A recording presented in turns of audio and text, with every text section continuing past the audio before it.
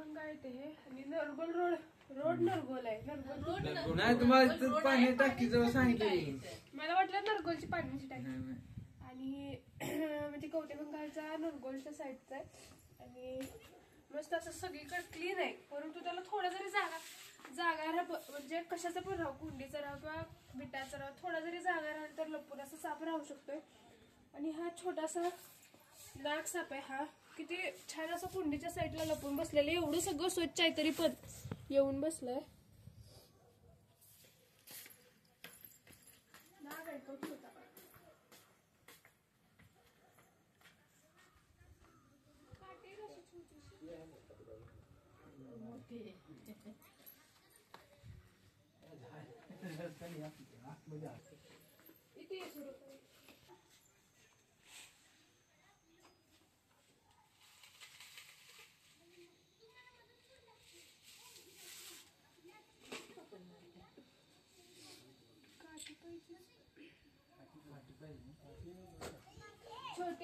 छोटीशी अशी तर चालत झाडाची वगैरे आपल्या गाडीसाठी राहायची.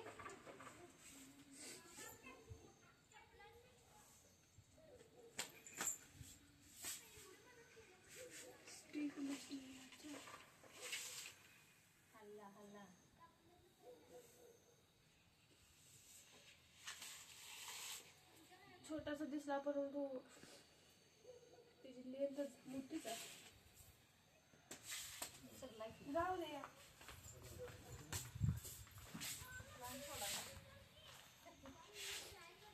इथं सोडायचंय. नको नको. आणि हा नाग आहे, त्याला कोणता जरी धोका वाटला म्हणजे हलणाऱ्या गोष्टीवरती केंद्रित होतो आणि त्याला धोका वाटला तर तो फन्ना करतो.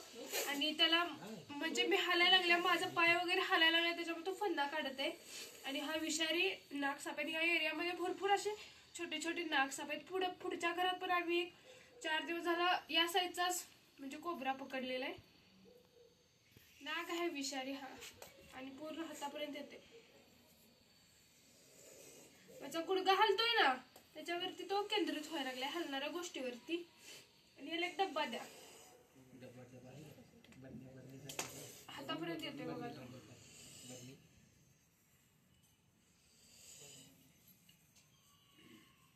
पकडला तेव्हा एकदम शांत होता.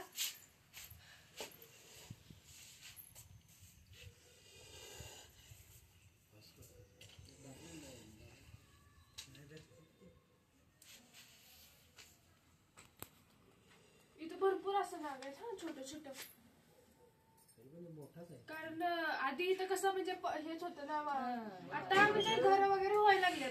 असं साप निघतं पण असं लोक हा आता घर वगैरे व्हायला लागले त्याच्यामुळे. आधी इथं सगळं पूर्ण पडलेलाच एरिया होता. आणि हा विषारी साप आहे आणि एवढं स्वच्छ आहे तरी पण कसा आला, कुठून बाहेरून चाला असणार. बाहेरूनच आलेलं, गेट मधून खालून जागा आहे ना.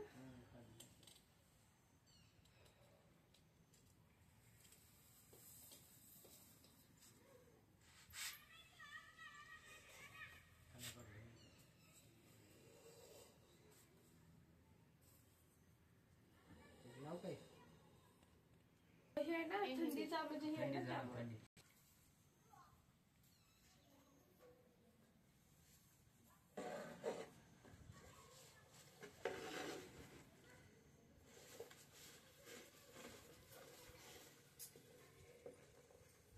तो पण पाठीमाग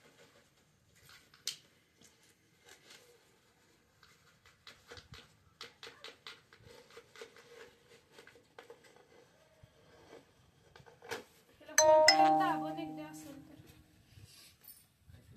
आणि हा नाग आहे, आल्यानंतर व्यवस्थित सेफ बसलेले आल्यानंतर लगेच सापडला. आणि कवटेमंकाळ यांचं मनापासून अभिनंदन की त्यांनी हा साप वाचवला. आणि व्हिडिओ आवडला तर लाईक करा, शेअर करा, कमेंट करा. साप वाचवा, निसर्ग वाचवा.